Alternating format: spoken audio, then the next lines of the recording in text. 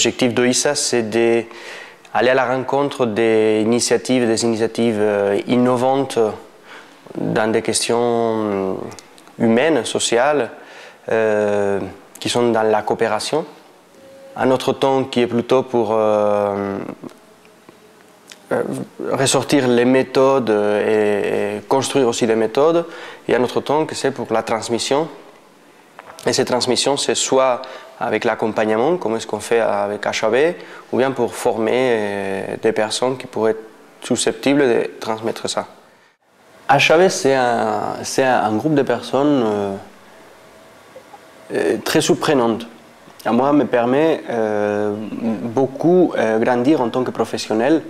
Il y a une aperture magnifique pour les nouveaux outils, pour l'expérimentation, pour apprendre, pour l'autonomie. Je pense que c'est un espace d'innovation sociale. On a des méthodes qui permettent la tenue des réunions.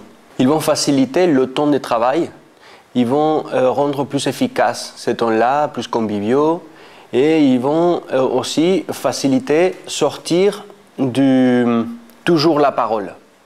Voilà, on axe beaucoup ces outils sur le mouvement, sur le positionnement spatial, sur le changement. Voilà.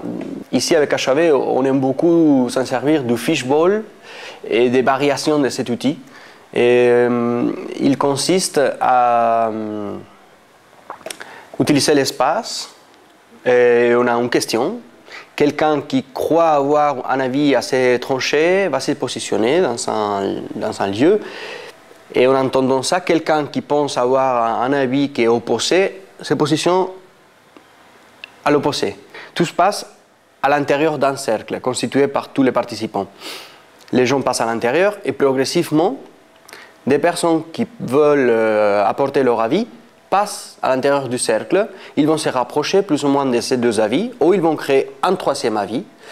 La plupart des gens vont changer sa place, et ça permet de se dire, mais pourquoi, si on a l'impression qu'on dit la même chose, pourquoi on est séparés? Donc on cherche quels sont les points de différence, et on cherche quels sont les points de similitude.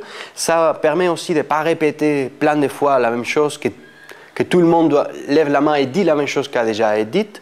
Simplement, en se mettant à côté, ça peut suffire. La coopération, c'est quelque chose inhérent à l'être humain. L'être humain ne peut pas vivre sans les autres êtres humains. La coopération est dans nos rapports de tous les jours.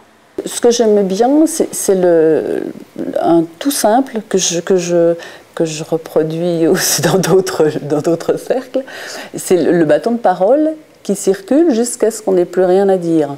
Le travail avec Claudia et David contribue beaucoup, puisqu'ils nous ont appris des méthodes de dynamique où d'abord on peut se sentir soi-même bien, en confiance, pour après pouvoir réfléchir et oser faire part de ses idées, de son ressenti, de ses désirs. Il nous initie à des méthodes de réflexion, à des processus qui nous amènent à pouvoir prendre des décisions en ayant intégré toute la complexité des problèmes qui se posent. Oui, arriver au bout d'un week-end à une décision, moi, je trouve ça très, très exaltant, quoi.